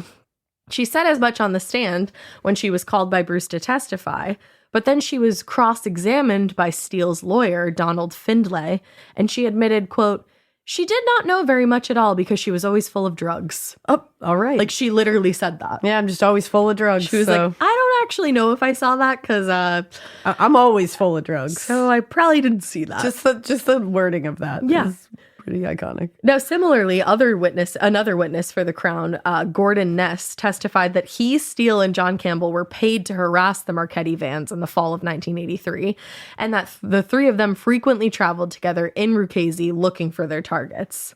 Now, like Carol Lafferty, Ness also struggled with addiction, and he later said that he'd been using heavily at the time and actually had trouble remembering the specifics of his previous statement. So not great witnesses. Not great. Now, a few days into the trial, the prosecution's case took several more hits when key witnesses changed their stories, flat out rejected their previous statements to the police, all of the above.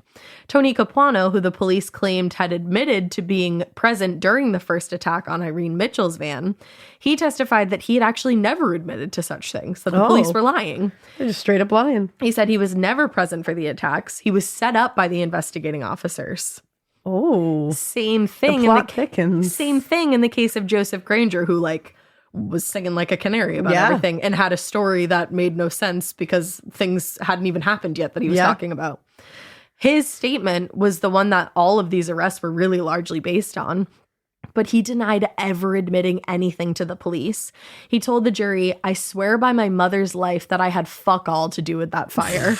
Wow. Yeah. All right. What a statement. Scottish. I swear on my mother's life that I had fuck all to do with that murder. fire. Wow. Or that fire, excuse me. Damn. Now, like Hamilton had done on the stand before him, Granger testified that he'd never given the incriminating statements to the police. All he did was sign them after having been threatened and bullied.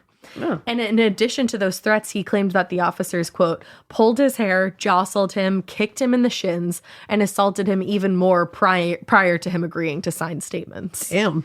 Which, I believe. I believe. I definitely believe that. So the prosecution really wasn't, living their best life. No, definitely not. And then they were dealt another blow on the 7th day of trial when another key witness, Billy Love, took the stand to testify for the Crown. Now, Detective Superintendent Walker's case had been built pretty largely also on statements from Love, who told a similar story when he was questioned by Bruce under oath. But then he was questioned by Lafferty's attorney, John Smith, and his story started to change. He had testified that there had been no inducements or promises made by the prosecution or investigators in exchange for his testimony. But when Smith pushed back, Love replied, "I was told I probably would not be charged." Wow. Hello. Wow. So he literally told them everything they wanted to hear just so he could get out of jail. And then he was like, "No, that's not what happened." And then he gets a little pushback and he's like, "Yeah, that's exactly what happened." Yeah, that's actually exactly it. So the more and more they pushed him, the more his story unraveled, and his truthfulness ended up being called into question.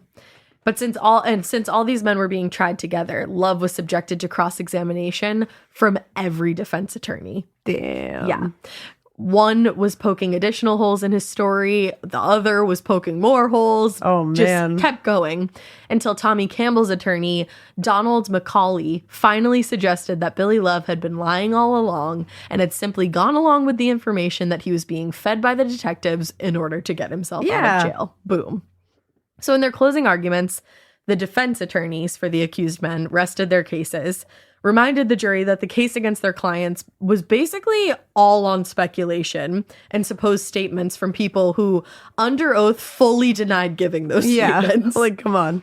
It was a compelling argument, and it was backed up by the seriously limited physical evidence and testimony given on stand during the trial. But it was also an argument that was easily undermined by the prosecution, who told the jury, quote, "It is only if you accept the evidence of the accused that you could agree with the defense's submission." So the judge in the case, Lord Kincraig, I'm loving all of this. Lord Kincraig. All these names.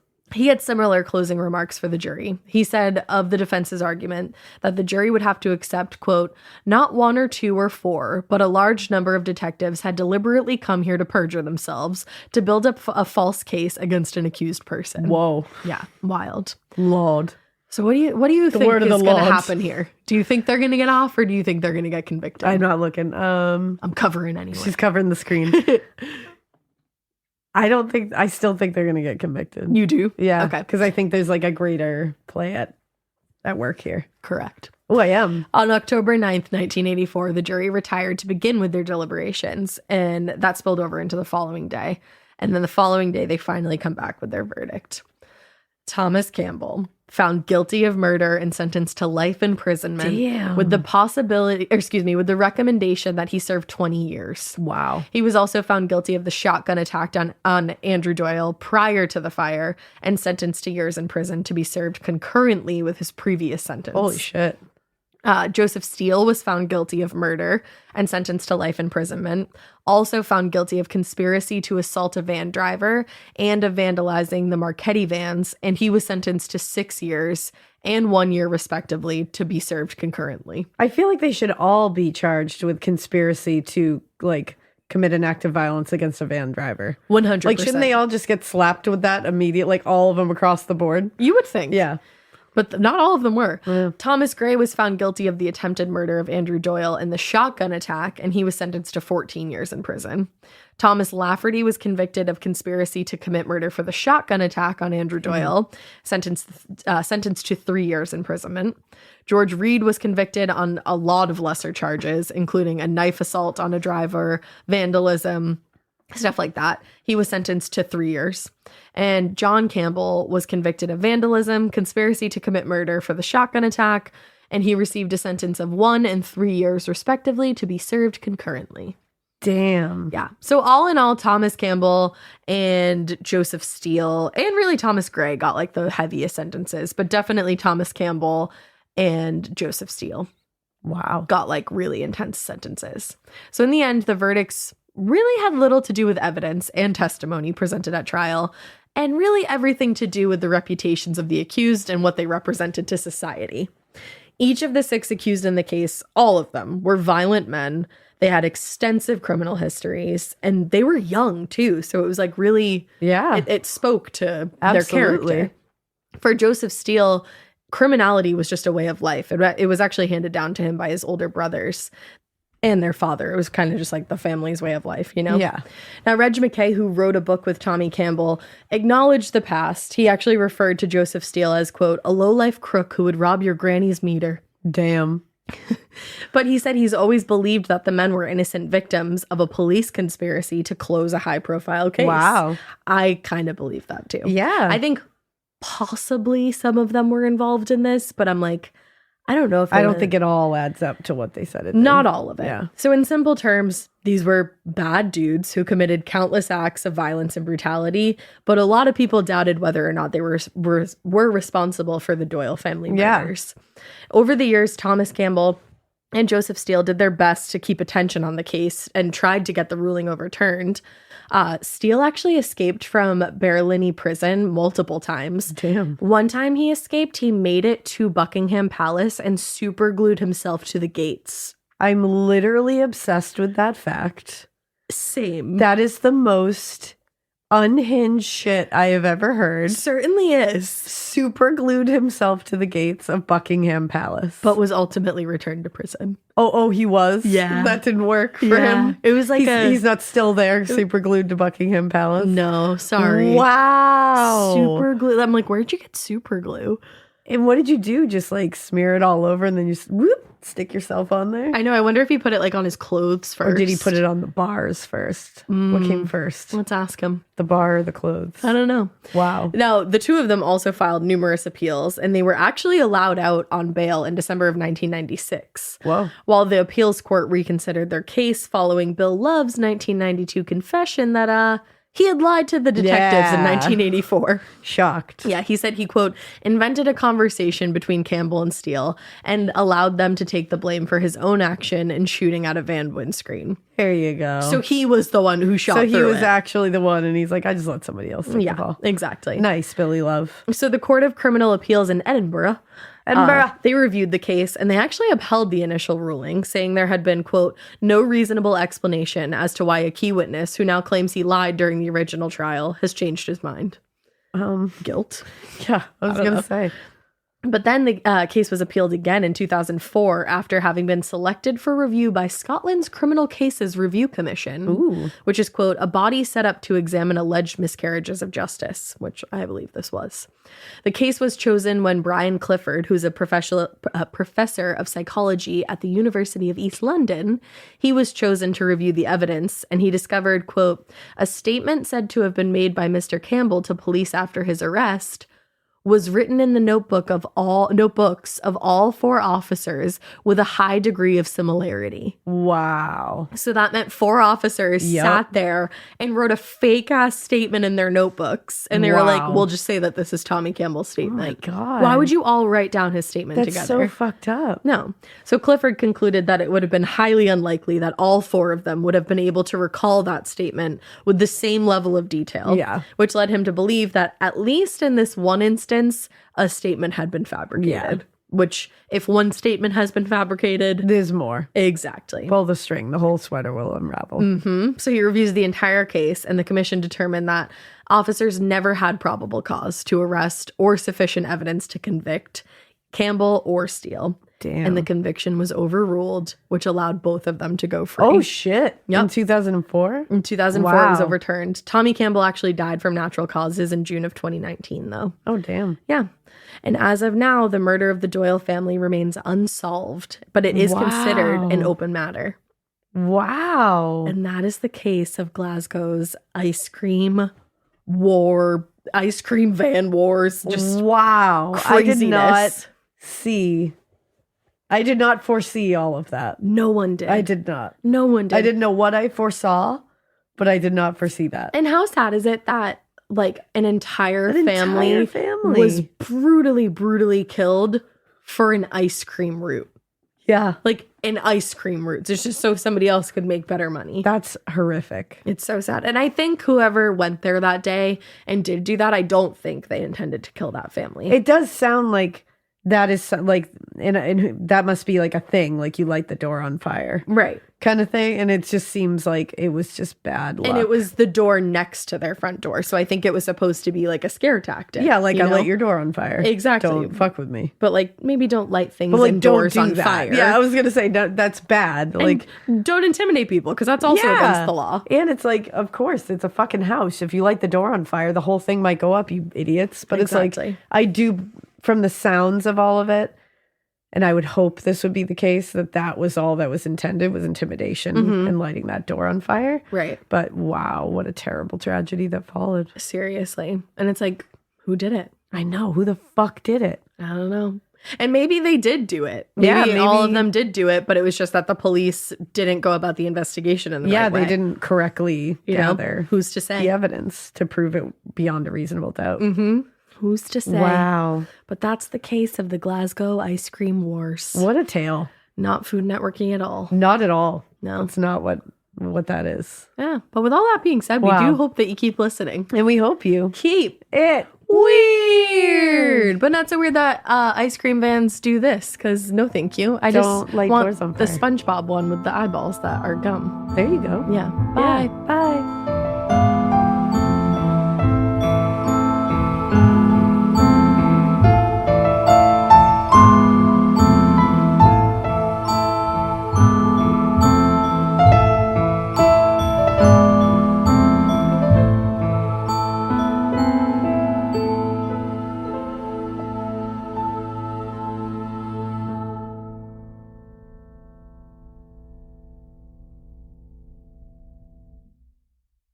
Talk about regrets.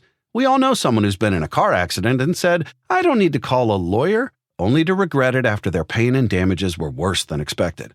When someone hurts you, you deserve to be compensated fairly. Morgan & Morgan is America's largest injury law firm, fighting for the people for over 35 years.